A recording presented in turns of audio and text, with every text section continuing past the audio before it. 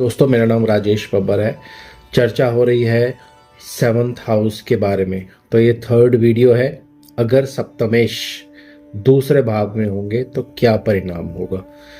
पहले जान लेते हैं दूसरा भाव किन किन चीज़ों को सिग्निफाई करता है। दूसरा भाव है पैसे का, दूसरा भाव है बोलने का, दूसरा भाव आपका स्टेटस है, दूसरे भाव से बिजनेस भी देखा जाता है, दूसरा भाव फैमिली भी है।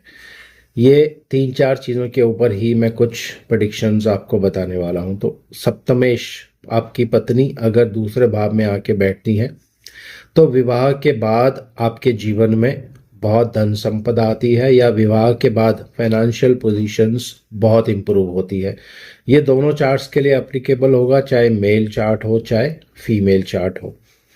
हस्बैंड या वाइफ आपकी फैमिली में जैसे ही आती है तो उस फैमिली में भी धन संपदा लक्ष्मी का वास होता है। दोस्तों, सप्तम भाव जो होता है ये मृत्यु भाव भी है, क्योंकि ये मारक भाव माना जाता है। तो जब मार्केश दूसरे भाव में जाके बैठते हैं तो व्यक्ति इन सब कार्यों से, जो लोग शमशान घाट में काम करते हैं या कर्म कांड करते हैं, ये कॉम्बिनेशन भी कुंडली में वहाँ पे काम करता है कि सप्तमेश अगर दूसरे भाव में है तो इन कार्यों के द्वारा भी व्यक्ति पैसे कमाता है। दोस्तों, अगर सप्तमेश दूसरे भाव में होंगे और अगर आपकी मारक की दशा चल रही है तो इस पीरियड में आपको बहुत हेल्थ इश्यूज होने का भी डर रहता है। दोस्तों, अगर यहाँ पे द्विस्वभाव राशि है, यानी 3, 6, 9 और 12, ये द्विस्वभाव राशियां होती हैं और इन पर पाप प्रभाव हो शनि देव का, मंगल देव का,